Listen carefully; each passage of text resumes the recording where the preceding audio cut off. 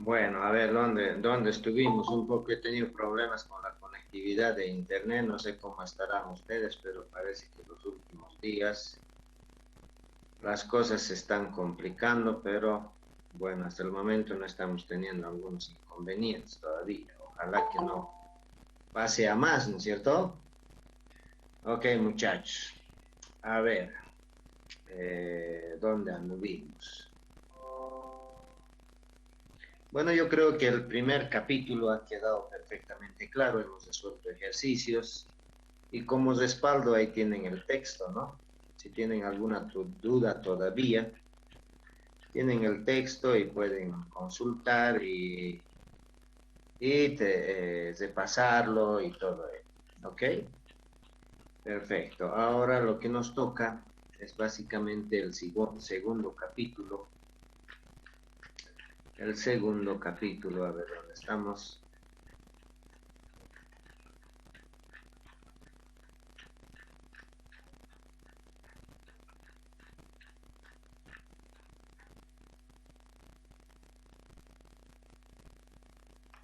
Perfecto, aquí. En el primer capítulo lo que habíamos hecho es prácticamente eh, las cuatro ecuaciones de Maxwell en el espacio vacío en su forma integral, ¿no es cierto? Todas las cuatro ecuaciones los hemos expresado en su forma integral. Perfecto. Y bueno, también sabemos cuál es el significado de cada una de ellas, ¿no? ¿Qué nos quiere decir? Lo importante o lo más resaltante, entiendo, que esas ecuaciones son lineales, ¿no? No son demasiado complejas como para no poder resolverlas, ¿sí? Entonces, a ver dónde estamos. Esas cuatro ecuaciones que les decía,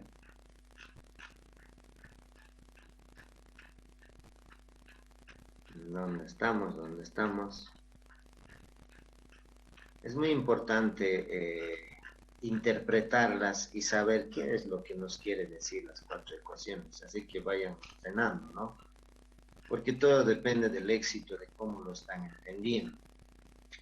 Y el otro aspecto es que, vuelvo a reiterarles, necesariamente como estamos manejando campos generalmente vectoriales y escalares, eh, estos tienen que estar expresados en el espacio vacío, ¿no es cierto? Y además en función del tiempo. Eso no hay que perder de vista. Entonces, como han visto, estas son las famosas cuatro ecuaciones de Maxwell. El, eh, la ecuación de Gauss para campos eléctricos. Si yo tengo una carga, obviamente tengo que tener el flujo de campo eléctrico, ¿no? Y me está diciendo eso, esto. Si yo tengo un campo magnético, siempre es cero. Eso lo que habíamos un poquito desglosando el significado, que obviamente esto pasa porque los caminos de los campos magnéticos son cesados, ¿no es cierto? No parten de una carga, sino los caminos que describen son cesadas. O sea, pues, si a través de ese campo ponemos una superficie cesada, siempre va a ser cero, ¿no? Y luego tenemos la ecuación eh, de Faraday, ¿no? Campos magnéticos variables en el tiempo me generan campos eléctricos. Y por último, la ley de Ampère. La ley de Ampère, tenemos diferentes tipos de corrientes, más adelante todavía vamos a ver otros tipos de corrientes. Tenemos la corriente de conducción y la corriente de desplazamiento. Ambos tipos de corrientes hay la probabilidad de que generen campos magnéticos, ¿sí? Entonces, estas cuatro ecuaciones hay que saberlas manejar. ¿Qué nos quiere indicar o qué nos quiere decir? Lo importante es que estas cuatro ecuaciones no son tan complejas, ¿sí? Son lineales, es más, ninguno está elevado al cuadrado ni al cubo, nada de eso. Esa es la gran ventaja, ¿no? Que es solucionable todos los problemas que se puedan plantear en la teoría de campos. Entonces, son relativamente sencillas y las mismas podemos manejarlas, ¿no? Manejarlas apropiadamente, obviamente con las herramientas matemáticas vectoriales, ¿no es cierto? Vectoriales y sistema de coordenadas y todo lo que hasta ahora ustedes han aprendido. Perfecto. Básicamente eso es lo que hemos interpretado o desarrollado hasta ahora en el primer capítulo. Ahora, en el segundo capítulo, lo que nos toca es expresar estas mismas 4 ecuaciones, pero en su forma ya no integral, sino en su forma diferencial. ¿Ok? Diferencial. Para ello, obviamente, tenemos que manejar el concepto de, por ejemplo, de la derivada. Hay que tener bien claro que es una derivada, ¿no es cierto? ¿Sí? Y algunos operadores como nabla, como otros que ya vamos a ir viendo. Perfecto. Entonces, para ingresar al segundo capítulo, donde estamos, para ingresar al segundo capítulo, como dice aquí, son las ecuaciones vectoriales diferenciales de las 4 ecuaciones de Maxwell. Así seguimos siendo en el espacio vacío, ¿no? Seguimos en el espacio vacío. Obviamente, para desarrollar esto tenemos que sustentarnos a través de algunas herramientas matemáticas, por ejemplo, la divergencia o el teorema de Stokes, y otros sinfín de herramientas que obviamente nos tienen que servir, ¿no? Nos han sacrificado para hacer cálculo 1, cálculo 2 o ecuaciones diferenciales o variable compleja, como están viendo, es muy útil en la teoría de campos y tenemos que utilizar todas esas herramientas que hasta ahora han adquirido. ¿Perfecto? Ok. Entonces, obviamente también hay... tenemos que seguir utilizando las herramientas de los vectores, ¿no? Como producto punto, producto cruz, y que ya hemos repasado en el primer capítulo, ¿ok?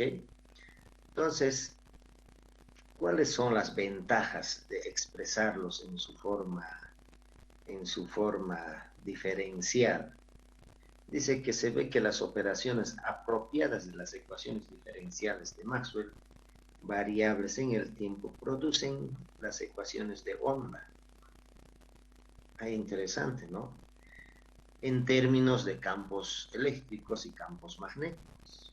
Entonces, nosotros podemos visibilizar con mayor claridad que evidentemente las 4 ecuaciones de Maxwell que hemos visto también representan a ecuaciones de onda, tanto de campos eléctricos como campos magnéticos. ¿Perfecto? Entonces, generalmente en electrónica, en la teoría electromagnética, se utiliza mucho en telecomunicaciones para envío de señal, toda la parte de telecomunicaciones, ¿no? Es muy importante. También en la parte de ingeniería eléctrica, ¿no? En la parte de, por ejemplo, la señal de energía eléctrica, obviamente son frecuencias bajas, pero igual se hacen las consideraciones necesarias, ¿no? Pero sí con mayor énfasis en la teoría electromagnética, es muy aplicable a la parte de telecomunicaciones, ¿ok? Perfecto. Bajo esos antecedentes tenemos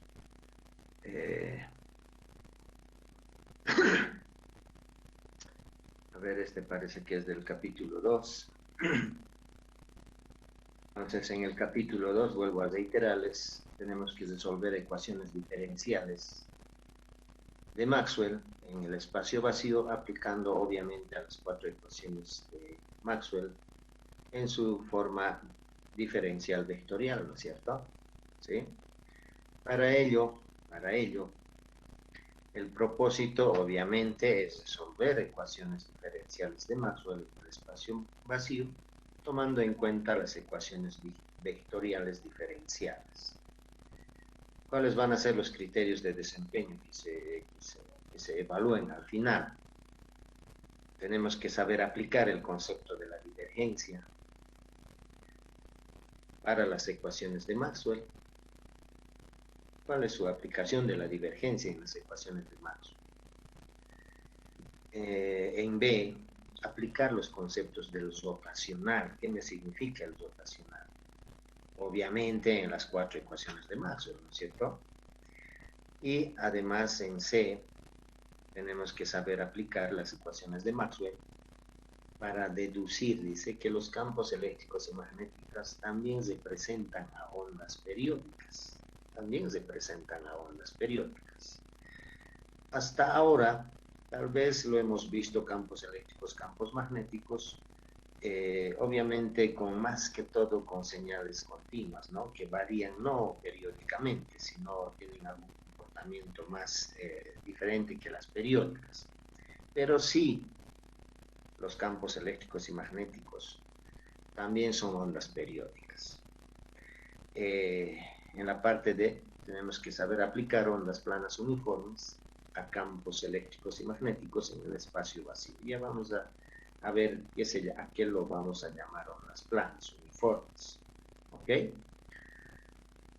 ¿Qué más? Obviamente, antes que tenemos que haber sabido, teníamos que haber pasado el capítulo 1, ¿no? Teníamos que saber aplicar los campos eléctricos y magnéticos y las ecuaciones de Maxwell en su forma integral, que lo hemos hecho, ¿cierto? Ya sabemos cuáles son las 4 ecuaciones de Maxwell en su forma integral, obviamente en el espacio vacío. Las mismas están interpretadas en base a un análisis vectorial, ¿no? ¿Ok? Perfecto. Dicho eso, veamos los conceptos principales. ¿Ok? A ver, ¿dónde está nuestro texto? Ahí lo tenemos. Entonces vuelvo a reiterar, un poquito ya les he enfocado, ya les he contextualizado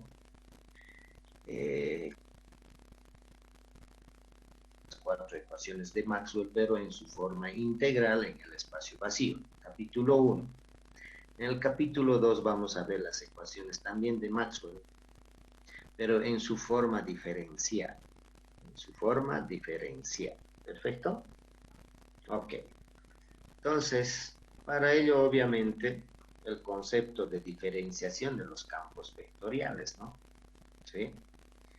Si yo derivo un campo vectorial con respecto a cierta variable, obviamente va a ser una derivada ordinaria, ¿no? Que quiere decir función de una sola variable. A pesar que ya se deben estar viniendo a su cabeza de que los campos vectoriales generalmente no son función de una sola variable, sino son función de varias variables, ¿no es cierto? Espaciales y temporales, x y z en coordenadas rectangulares más el tiempo. Entonces, obviamente, la derivada de la función vectorial con respecto de una variable simplemente es un límite, ¿no? Es un límite. Cuando hay un incremento chiquitito a una determinada función, como dice aquí, ¿no? Esto ya lo han visto en cálculo 1, si no me equivoco, que cuando yo a una función incremento su variable en una determinada cantidad chiquitita y haciendo la diferenciación, obviamente variando una de las variables, si es una sola, se pone directamente d, ¿no es cierto? Es una derivada ordinaria, como normalmente llamamos. ¿Ok? Entonces el concepto no varía, es el mismo. ¿Ok? Pero vuelvo a reiterarles, sabemos muy bien es un vector, la derivada la derivada de f con respecto de u es de una función vectorial, vamos a tener un incremento de la función, por ejemplo, en esta dirección. No necesariamente tiene que estar la variación en la misma dirección del vector, ¿no es cierto? Puede tener cualquier dirección. Obviamente, la función más un incremento nos va a dar una función más el incremento. Esto ya igual lo han visto en el tema de cálculo 1. Y si tenemos una función vectorial en función de varias variables, obviamente hay que utilizar las derivadas parciales, ¿no es cierto? Las derivadas parciales. Perfecto. Entonces, generalmente las funciones vectoriales en la teoría electromagnética lo ponemos en función de U1, U2, U3 y el tiempo para generalizar, ¿no? Para no especificar un sistema de coordenadas específico, sino para expresarlas en cualquiera de los sistemas de coordenadas existentes. ¿Ok? Entonces, obviamente, el concepto para derivadas parciales es lo mismo que se han estado manejando. ¿Ok? Obviamente hay algunas reglas, ¿no? Reglas de juego de las derivadas, por ejemplo, de un escalar por un vector. Simplemente es el producto de la función escalar por la derivada de f con respecto del tiempo, más la función vectorial derivando la función escalar con respecto del tiempo. Y tenemos el producto punto y el producto cruz, que evidentemente esto también, básicamente lo vamos a manejar como una fórmula, ¿no es cierto? Una aplicación de estas igualdades. ¿Ok? Entonces, esta parte ya ustedes ya lo tienen el concepto claro. Lo que nos interesa es los conceptos claves que se van a manejar para llevar esas ecuaciones de Maxwell en su forma integral a su forma diferencial. ¿Perfecto? Entonces, gradiente de una función escalar. ¿Qué me indicará una gradiente de una función escalar? ¿Han podido hacer alguna lectura o les suena algo de gradiente, muchachos? ¿Les suena algo del gradiente o nada? ¿Cuántos estamos? Estamos 70. 70 en la sala, dice. Ok. Perfecto. ¿Qué dicen, muchachos? ¿Han podido un poquito de pasar qué es el concepto de gradiente?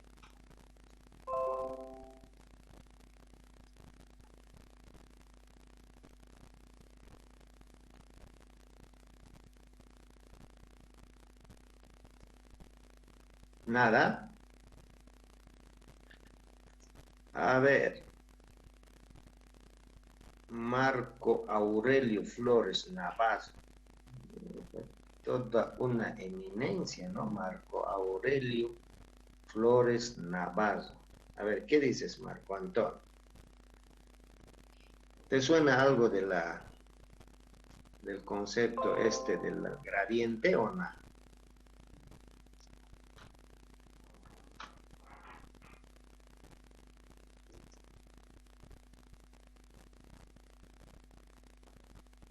¿Qué ha dicho en el chat? A ver, variación de la magnitud en función de la distancia. ¿Qué más? Variación de la magnitud en función de la... ¿Campo vectorial? Es un campo vectorial, dice. Obviamente ya sabemos los campos escalares y los vectoriales son funciones de varias variables en sistemas de coordenadas y el tiempo, ¿no? Pero ¿qué sería en sí el concepto de la divergencia? Entonces, parece que no le han echado una leída, ¿no?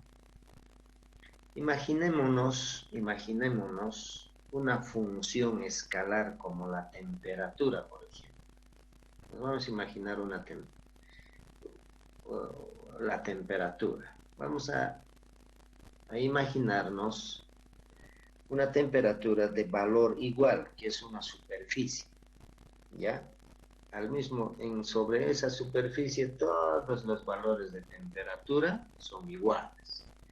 A esa superficie se lo llama superficies o capas isotérmicas, ¿no? ¿Por qué isotérmicas? Porque las temperaturas sobre esas superficies van a ser iguales. Entonces nos vamos a imaginar esa función.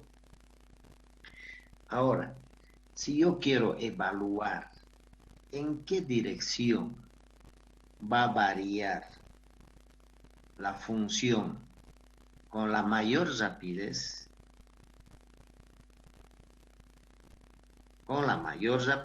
entonces es muy interesante la función, ¿no es cierto? Que me diga un operador si esa temperatura varío, entonces en qué dirección me va a variar lo más rápido posible. ¿Ok?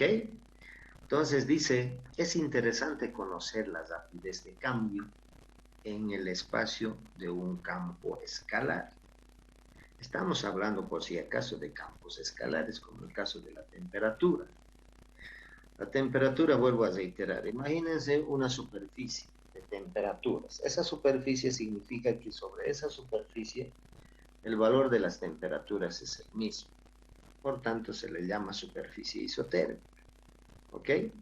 Entonces, si yo quiero analizar la variación de una temperatura de esa superficie, cómo es su variación, sería muy interesante, ¿no es cierto? ¿Sí?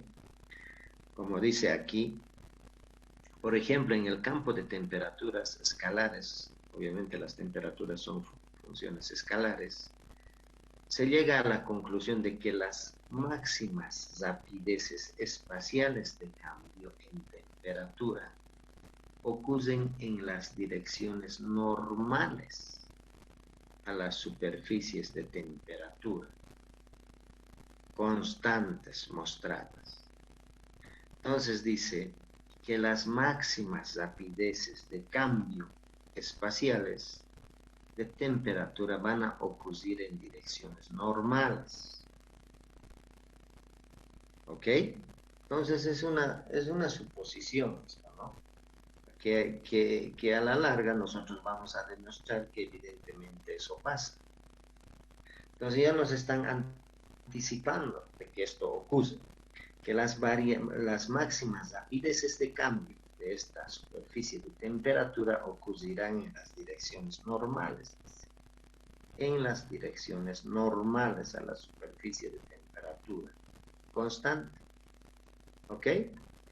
Entonces, se caracteriza, por lo tanto, se puede decir que se caracteriza la máxima rapidez de cambio espacial de una función escalar, incluyendo además la dirección vectorial en que ocurre esa rapidez de cambio, mediante un operador, dice, diferencial vectorial, que se conoce como el gradiente.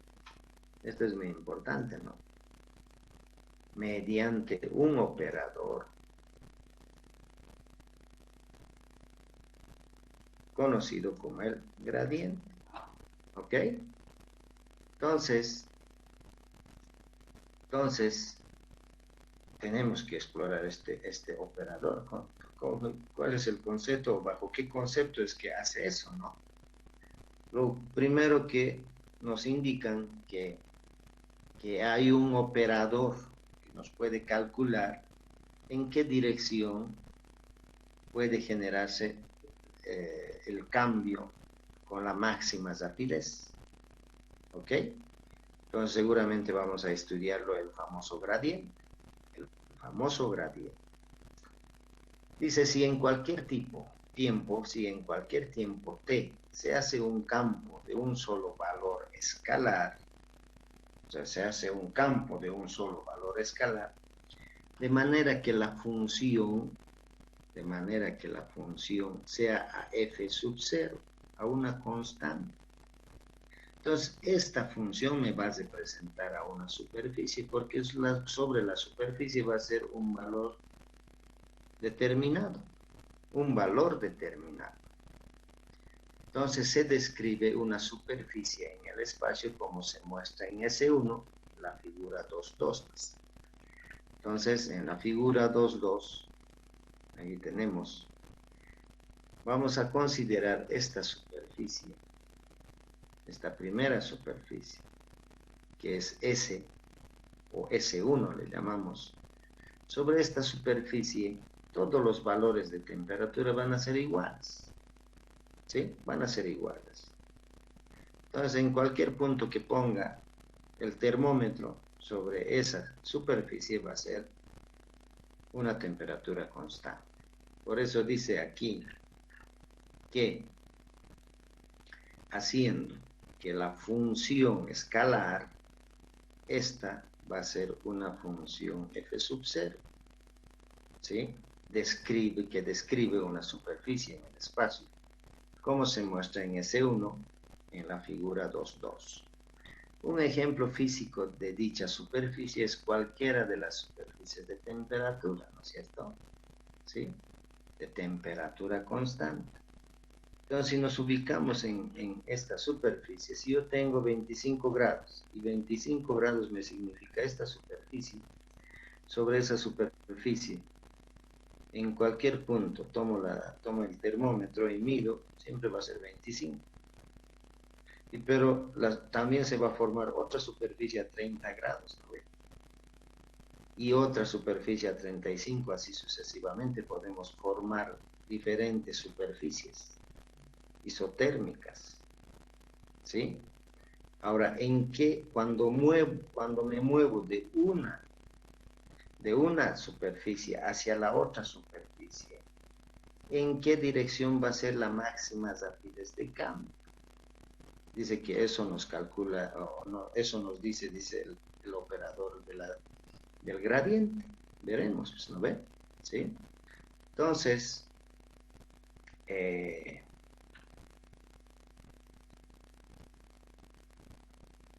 haciendo que si a esta función, uno de sus variables vamos a variar en un diferencial, como dice aquí, estamos variando en un diferencial de U1 y U2 en un diferencial de U2 y U3 en un diferencial de U3, obviamente me va a resultar una función f sub 0, me va a resultar f sub 0 más un diferencial de la función, ¿no es cierto? Más un diferencial de la función. Obviamente el diferencial de f significa una cantidad escalar constante muy pequeña. Entonces, si a esta superficie agrego un valor diferencial, obviamente la función resultante también me va a formar una superficie isotérmica. Vale decir, si esto tengo f sub 0 más un diferencial de f va a ser otra superficie al lado, ¿no es cierto? Otra superficie al lado. ¿Ok? Entonces, así sucesivamente yo puedo ir haciendo varias superficies isotérmicas. ¿Ok? Entonces, bajo ese escenario, hacemos que, si sumamos un diferencial en las variables, me va a formar un f sub 0 más un diferencial de f, en que el diferencial de f significa una cantidad escalar constante muy pequeña, que obviamente va a describir otra superficie S2, obviamente a una distancia infinitesimal de S1, cerquita de la superficie S1. Si se supone que los dos puntos P y P' están localizados a una distancia dl vectorial de esas dos superficies, como se muestra en la figura, dice, entonces si nos vemos, dice, Si se supone que los dos puntos próximos, P y P', están localizados a una distancia de L vectorial de esas dos superficies, vale decir seguramente P está en una de las superficies F sub 0 y P' tiene que estar en la otra superficie, ¿no ve? ¿Sí? ¿Ok? Entonces, veamos la figura, justamente, ¿no? Aquí tenemos el punto P en esta superficie F sub 0 y el punto P' en la superficie S2. ¿Ok? Perfecto. Si yo quiero pasar de este punto a este punto, tengo un DL, ¿no es cierto? Un DL. Obviamente va a tener una dirección. Y obviamente también una magnitud. Entonces, bajo ese escenario, ese DL va a ser un vector. Ese DL de pasar de P a P' es un DL, es un vector posición. Al ser un vector posición, obviamente puede tener diferentes componentes, ¿no? En este caso vamos a llamar A1, A2, A3 para hacerlos como coordenadas generalizadas. Puede ser rectangulares, cilíndricas o esféricas o cualquier otro que quiera. Para no indicar un sistema de coordenadas específico, lo generalizamos. Si ponemos A1, A2, A3, entonces obviamente va a tener ese vector componente A1 y un diferencial de L1, porque al pasar de la superficie F sub 0 a la superficie F sub 0 más dF, tiene que ocurrir este cambio, ¿no es cierto? Entonces A1 de L1 más A2 de L2 más A3 de L3. Esto es el vector, eso es el vector este vector, ¿ok? De L. Al pasar del punto 1 al punto P', ¿ok? Mejor dicho, del punto P, que está ubicado en la superficie S1, y al pasar al punto P', que está ubicado en la superficie S2. Entonces, obviamente es un vector, ¿no? Es un vector. dF es la cantidad que cambia. Sabemos eso, ¿no? Es un diferencial de f, es la cantidad que cambia la función al pasar de P hasta P'. ¿Ok? Entonces, df es la cantidad que cambia la función al pasar del punto P hasta el P'. Desde la primera superficie a la segunda. Obviamente, ese diferencial de f, ¿qué va a ser? Simplemente una derivada, ¿no? Una derivada. ¿Y esa derivada qué es?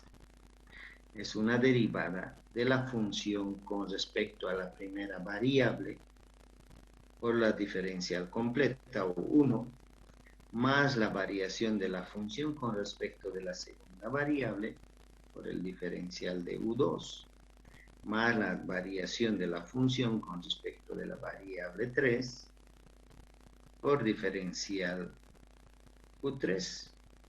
Entonces esa sería, ¿no?, la derivada de esa función de f. ¿Ok? Entonces, en vez de D1, esta variación chiquitita, los vamos a llamar de L1. Como estamos con un vector L1, L2, L3, le llamamos diferencia de L1, de L2, de L3. Y las variables lo llamamos L1, L2, L3. Y listo. ¿Ok? Perfecto. Entonces, la presencia de las componentes de L permite expresar que df, permite expresar a df como el producto escalar. Si yo tengo esta expresión, si un poquito analizo con mayor profundidad, seguramente mi df puedo escribir de esta manera. A1, la variación de f con respecto de L1, más A2, la variación de f de la función con respecto de la segunda variable L2 más A3 por la variación de la función con respecto a la tercera variable. ¿Ok? Esto estamos hablando de del sistema de coordenadas en el cual va a variar punto el vector de desplazamiento. Si yo hago esta operación, me va a salir esto, ¿no es cierto? Me va a salir esto. ¿Por qué? Si se fijan, ¿cuánto va a ser si multiplicamos esto por esto? Si hacemos un producto punto, ¿cuánto va a ser? ¿Qué dicen, muchachos? ¿Cuánto va a ser ese producto punto? ¿Qué puedes repetir? No la entendí bien esa parte. A ver. Lo que primero estamos indicando un poquito para contextualizar, habíamos dicho que vamos a tener una función f sub 0, ¿sí? F sub 0. Esa función f sub 0 me va a representar, como un ejemplo lo hemos asemejado a una superficie isótera. Ese f sub 0 me está representando esta superficie. ¿Ok? Si yo a esta función agrego un diferencial, entonces va a ser otra superficie, ¿no ven? Otra superficie. Entonces se va a agregar un df. Cuando yo pongo un punto sobre esta superficie y yo pongo otro punto sobre esta otra superficie, al pasar de este punto a este punto, yo voy a describir un camino, un vector posición de L. Ese de L es un vector, ¿no es cierto? Y al ser vector, lo puedo descomponer en sus tres componentes en forma genérica. Eso es lo que hemos hecho aquí, ¿no? Entonces, bajo esos conceptos, si yo hago la diferencial ordinaria de f, voy a sacar esto, ¿sí? Tengo esta expresión. Pero si esto expreso en función de esa variación de la superficie 1 a la superficie 2, cuando yo paso del 1 al P', entonces hay un vector que me desplazo, ¿no ve? Que es de L. Entonces, en función de ese vector expreso esta derivada. Entonces ya no va a ser de 1, mejor dicho, la variación de la función con respecto de la variable U1. Va a ser en función de la variable L1 y diferencial total de L1 más la variación de la función con respecto de la variable L2 por diferencial total de L2 y así sucesivamente. Entonces, esta es la expresión del diferencial total. Entonces, haciendo algunos arreglos, esta expresión dice que podemos expresar de esta manera. Entonces, la pregunta ¿qué era? Reproducir esto con esto, ¿no? ¿Sí? Entonces, si yo tengo esta expresión, producto punto, otro vector, entonces tuviera que multiplicar esto por esto, esto por esto, esto por esto, y esto por esto, esto por esto, esto por esto, así sucesivamente, ¿no ve? Entonces, por ejemplo, yo les decía, si yo multiplico esto por esto, ¿cuánto me va a salir? ¿Cuánto me va a salir?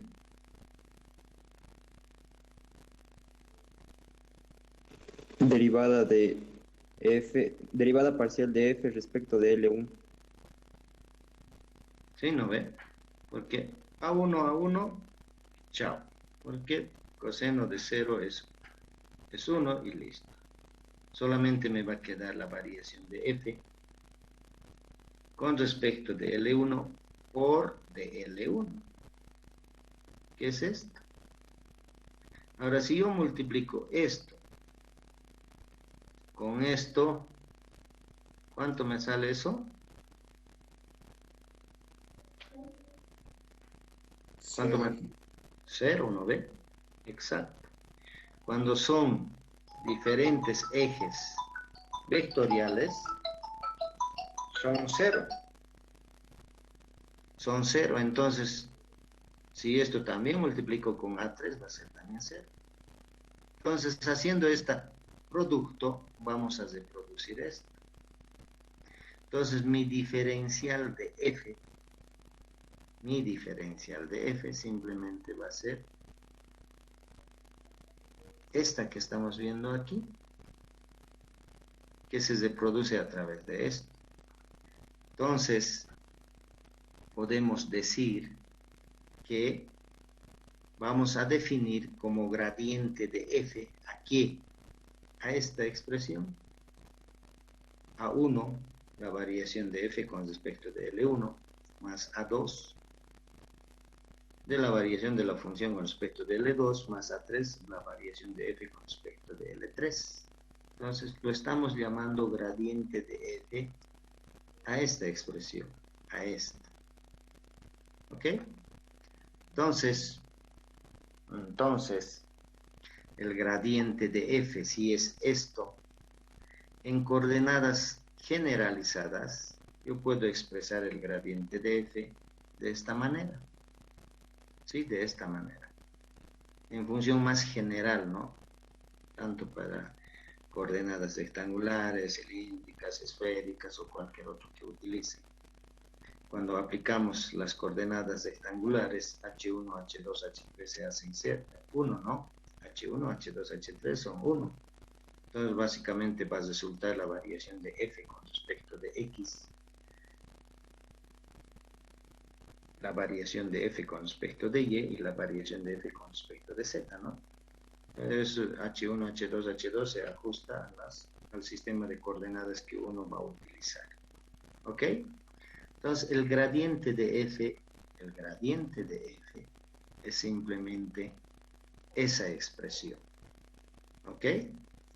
Entonces, dice, se escribe el diferencial total que estamos queriendo describir como que, como el gradiente de f, que le estamos llamando esta expresión, punto de L, ¿sí? Punto de L. Entonces, esta es la expresión en el fondo de un diferencial de f, va a ser igual al gradiente de f punto de L. ¿Perfecto? Ok. Entonces, hemos deducido esta expresión. Ahora veamos la aplicación. Veamos la aplicación. De 2.9 dice, se deduce dos propiedades. A ver, ¿cuáles son esas propiedades? Vamos a ver. ¿Ok?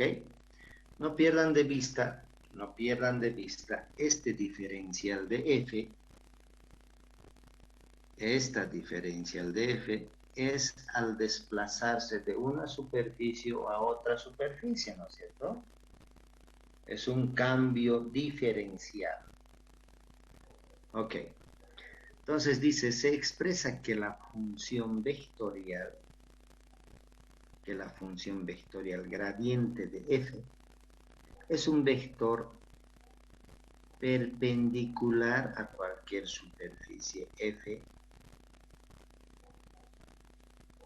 perpendicular a cualquier superficie f que sea f sub 0.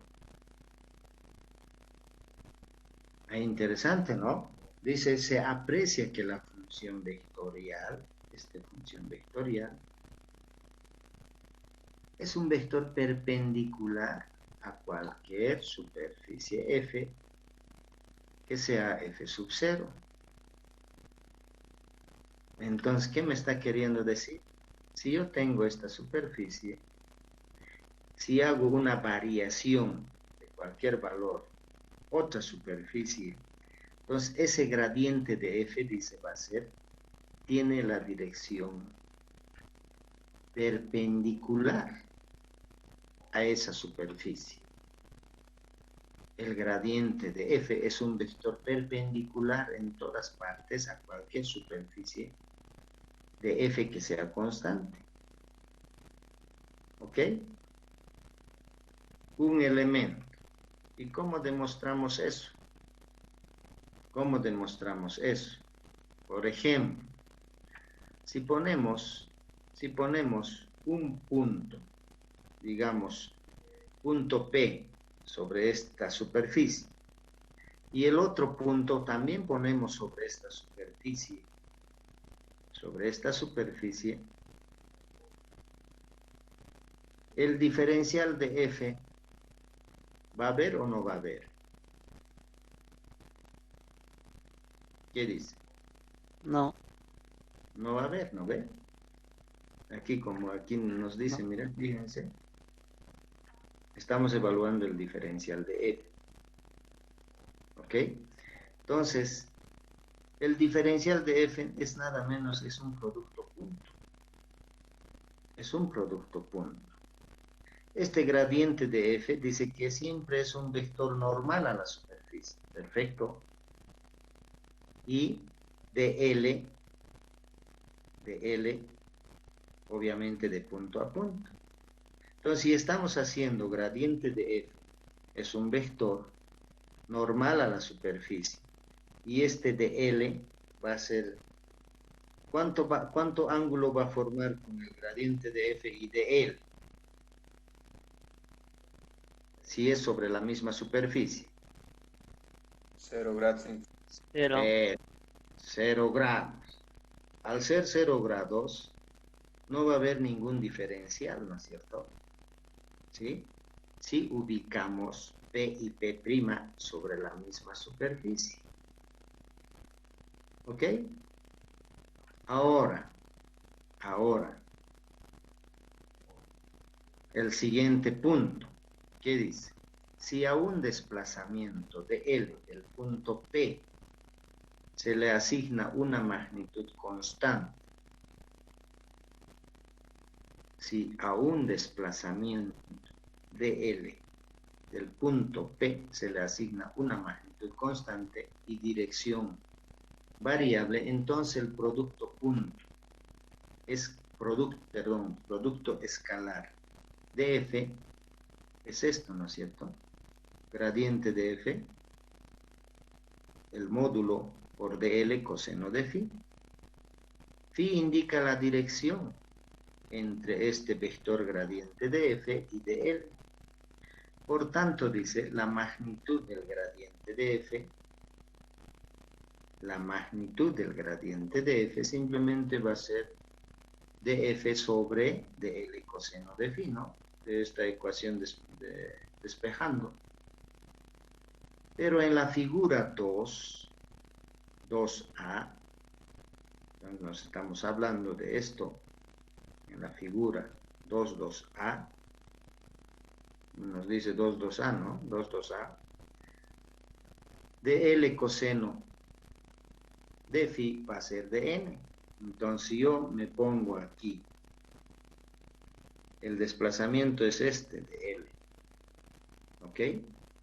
Entonces, si yo hago el producto punto, que por concepto es de L coseno de phi, simplemente esto de L coseno de este ángulo va a ser este, ¿no? De N.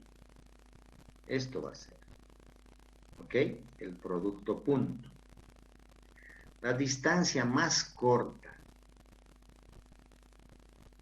Entonces, esta es la distancia más corta al pasar de esta superficie a esta superficie.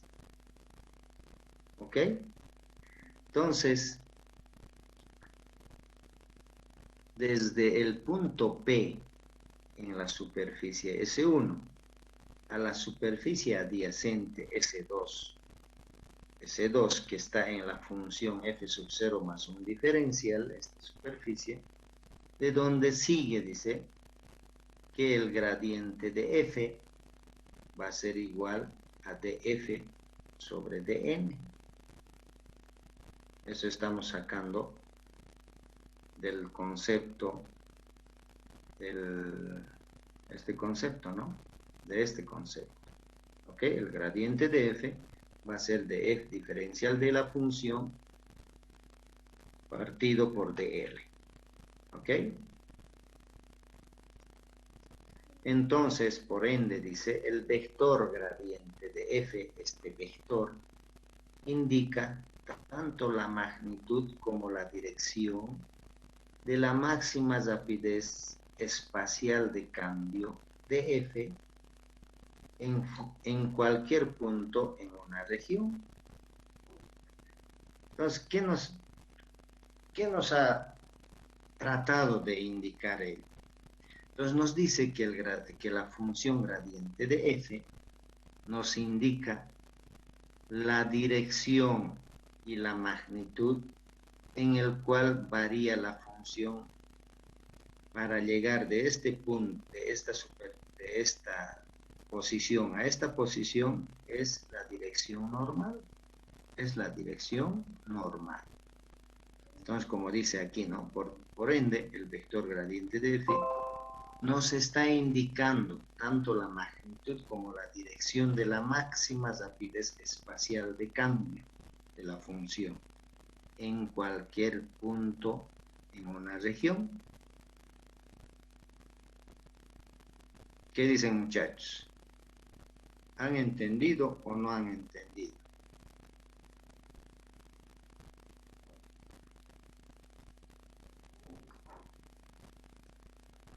A ver. ¿Dónde estás? ¿Qué dice Pablo Escobar? A ver. ¿Ya sabes qué es el gradiente o no? Sí, Inge. Inge, disculpe, ¿será que puede volver a explicar el punto 2, por favor? El punto 2. Ok.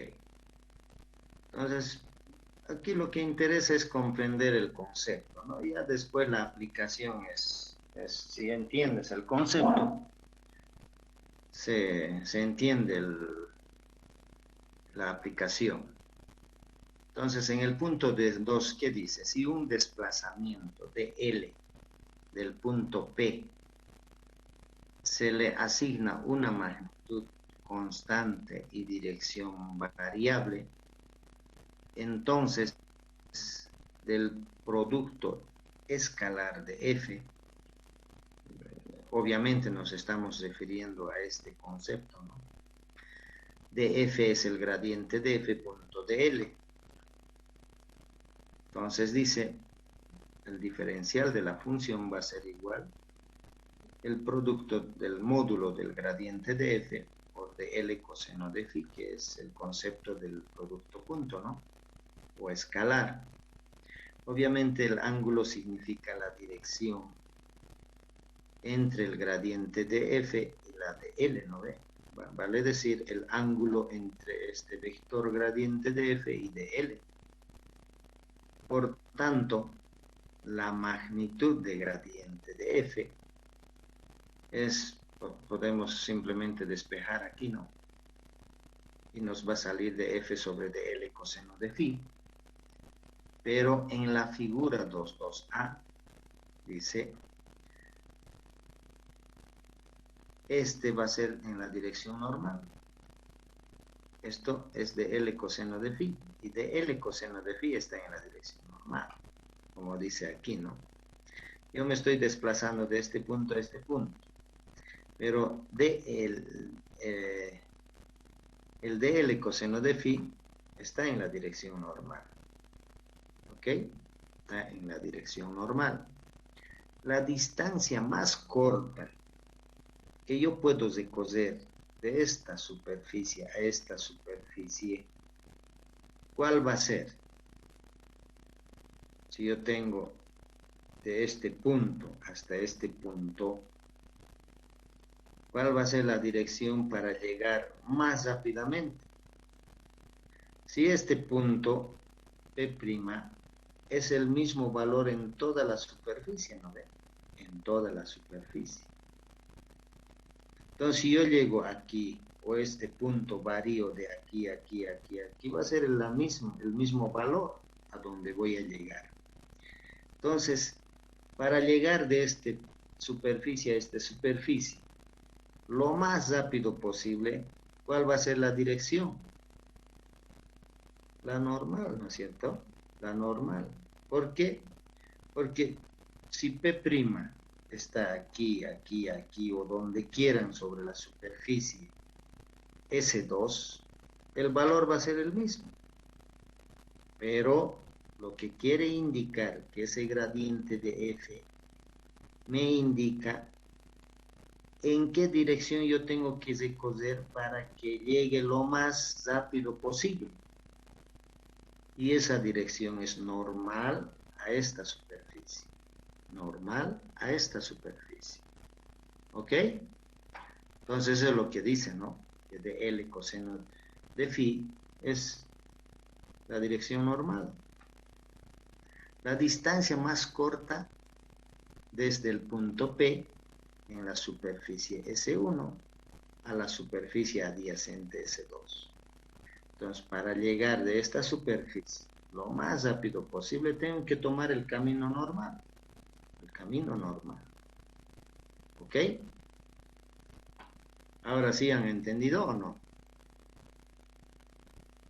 Sí, Inge, gracias. Ok. Entonces, el gradiente de F, volvemos a reiterar, el gradiente de F nos mide la magnitud y dirección de la máxima rapidez de cambio. ¿Ok?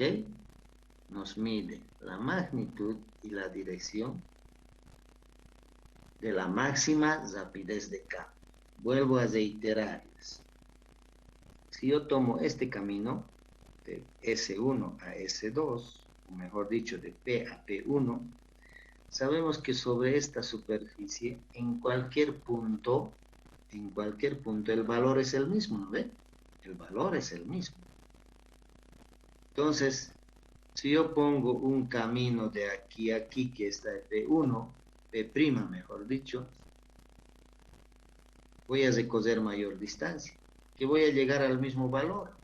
Si yo pongo aquí mi punto, P', lo mismo voy a recorrer toda esta distancia y también voy a tener el mismo valor. Si yo pongo aquí el puntito P', voy a recorrer de la superficie S1 hasta S2 y voy a tener el mismo valor. Entonces, lo que nos dice el gradiente de F es que en qué dirección y con qué magnitud me voy a mover para llegar lo más rápido posible a esta superficie. Y esa es la dirección normal, nos está diciendo, ¿no ve? Porque igual la función va a tener el mismo valor. La función va a tener el mismo valor. Ok, muchachos, yo creo que con eso ya está comprendido, ¿no? ¿Estamos? No se olviden, vuelvo a reiterar, que sobre esta superficie, el valor de la función es el mismo. Y sobre esta superficie, el valor de la función también es el mismo. Entonces, por eso les decía, si pongo aquí el punto, la función en ese punto va a ser el mismo. En este punto va a ser lo mismo. En toda la superficie va a ser lo mismo. Entonces, el gradiente de F, ¿qué va a hacer? Va a agarrar este punto. Yo quiero llegar a la superficie S2 lo más rápido posible. Entonces tomaremos el camino más corto. Y ese camino más corto nos indica el gradiente de F. ¿Ok? Perfecto, muchachos. Entonces, por lo tanto, el gradiente de F, en términos generales,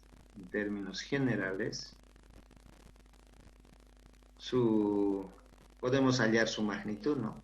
Su magnitud. ¿Ok? Como decir por Pitágoras, ¿no?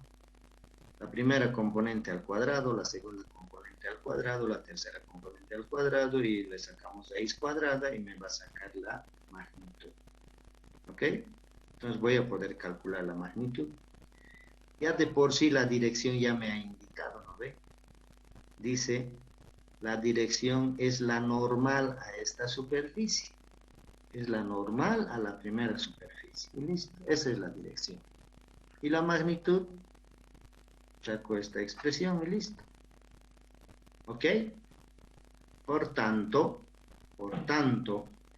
el gradiente de f, como les decía, en coordenadas rectangulares, va a ser ax, la variación de la función con respecto de x, más ay, la derivada de la función con respecto de la variable y, más az, la variación de la función con respecto a z.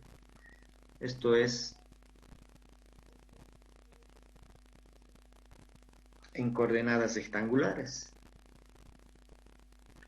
Y así sucesivamente se puede sacar en las diferentes coordenadas, ¿no? Simplemente reemplazando H1, H2 y H3. En coordenadas rectangulares, H1, H2, H3 es 1. En cilíndricas y en esféricas varía, ¿no es cierto? Entonces, ahí tienen el gradiente de f en coordenadas cilíndricas y en coordenadas esféricas. ¿Ok? Perfecto. Y es muy importante el gradiente de f, manejarlos en los tres, por lo menos vamos a aplicar en los tres sistemas de coordenadas. Y una de las propiedades importantes del gradiente de f es la siguiente. Dice, una propiedad de integral de gradiente de f de importancia en la teoría de campo es que su integral de línea en cualquier trayectoria cesada en el espacio es cero. Es cero. Entonces, la integral cesada de línea del gradiente de f punto dl es igual a cero. Entonces, después vamos a analizar por qué esto, ¿no?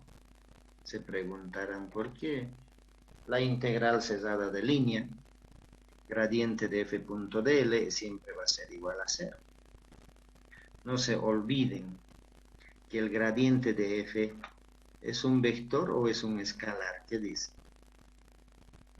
Viendo la expresión. Vector. Es un vector. Exactamente, es un vector. Es un vector. ¿Ok? Es un vector. Por si acaso. Entonces, un vector punto dl siempre va a ser igual a cero. Entonces habría que identificar esto, ¿no? Esta integral. ¿Cuál es ese camino cesado? Pero por ahora vamos a quedar en que la integral cesada de línea del producto punto del gradiente de f punto dl va a ser igual a cero. Después vamos a ir explicando poco a poco de dónde viene esto. ¿Ok? La propiedad integral de cualquier campo vectorial, dice, se conoce como la propiedad conservativa. Cuando cumple esto, se les llama propiedades que tiene la propiedad conservativa. ¿Ok? Entonces, la propiedad integral de cualquier campo vectorial, se le conoce como propiedad conservativa de este campo. O sea, vale decir que tienen la propiedad conservativa cuando cumple esta condicionante. ¿Ok? Bueno, muchachos, parece que estamos 28, pero rapidito, ¿no? Ya saben que es el operador nabla, ¿no? O del. ¿Sí? El operador del simplemente es, obviamente parte del concepto del gradiente de f. Parte del concepto del gradiente de f. El gradiente de f en coordenadas rectangulares, ya hemos dicho que es esta, ¿no? ¿Sí? Es un vector. ¿Ok? Es un vector, a x, a y, a z. Y sus y sus componentes son variaciones con respecto a los diferentes ejes. Y eso es lo que estamos diciendo, ¿no? Entonces, este es el gradiente de f. Ahora, la presencia de la función común f en cada término, o sea, se está refiriendo a esto, ¿no? En cada término hay esa presencia de esa función f. Permite separar de esta expresión un operador diferencial parcial vectorial representado por el símbolo del, como sigue. Entonces yo puedo separar, dice esto, del, ya conocemos que es un operador matemático vectorial, que es la variación de x, la variación, o sea, esto es en el eje x, la variación parcial con respecto de x, más en el otro eje, la variación parcial con respecto de otro eje, más la variación parcial con respecto al eje z. ¿Ok? Eso es del. Entonces, gradiente de f, ¿qué va a ser?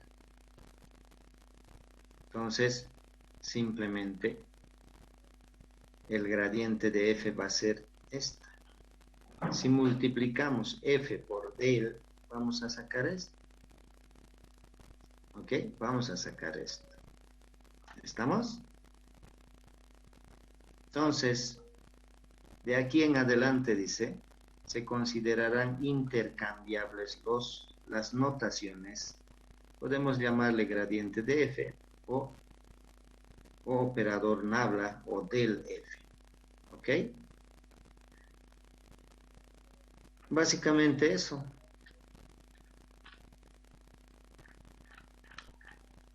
Básicamente eso.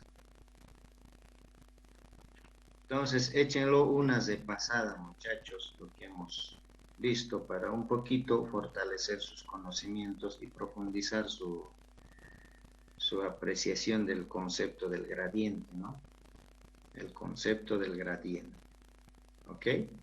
Entonces, el operador, simplemente ya conocemos qué es el operador, que anteriormente ya han debido ver. Y el gradiente de f simplemente es esa expresión, esta expresión, ¿ok? De aquí en adelante lo vamos a llamar gradiente de f, o gradiente de f podemos expresar a través de esta expresión delta f. Perfecto, muchachos. Bueno, dicho eso, yo creo que ya no les voy a confundir, si no llevamos otra cosa, así que quedamos aquí. Perfecto. ¿Alguna duda o alguna consulta que tengan?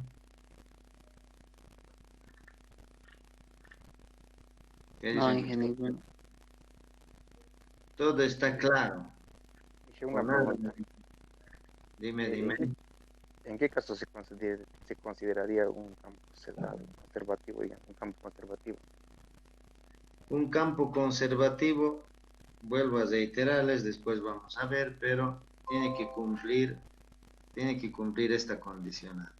Cuando cumple esta condicionante, se dice que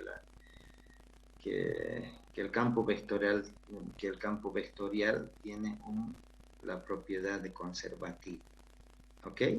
Pero ya después vamos a ver. La idea es que ahora sepan es que si cumple esto, el campo vectorial tiene la propiedad conservativa. ¿Ok? Perfecto, muchachos. Ok. Bueno, con una repasadita yo creo que van a digerir perfectamente. Y ya la próxima semana, la próxima semana, ¿no? Vamos a ver lo que es el concepto de la divergencia de una función vectorial. ¿Ok? Perfecto, muchachos. Si no tienen más consultas o alguna aclaración que hacer, nos estuviéramos viendo la próxima semana. ¿Ok? Inge, disculpe. Sí. ¿El auxiliar de MATLAB ya hay? Son cosas diferentes, ¿no? Lo que queríamos era que nos enseñen MATLAB. No se ha comunicado, no sé, algo ha debido pasar, pero yo les voy a comunicar oportunamente, ¿ya? Ahora, el tema del auxiliar, yo creo que ya la próxima semana vamos recién a hacer el trámite de nombramiento. Una vez que sepa quién va a ser su auxiliar, les aviso. ¿Hecho? Está bien. Perfecto, muchachos, muy buenas noches y cuídense, hay que seguir cuidándose, no queda de otra, ¿no? Así que, muchachos, a modo de abstenerse a salir, echen una leída y con eso ya basta, ¿no? Ok, muchachos, buenas noches y hasta la próxima clase. Ok. Buenas noches, Inge.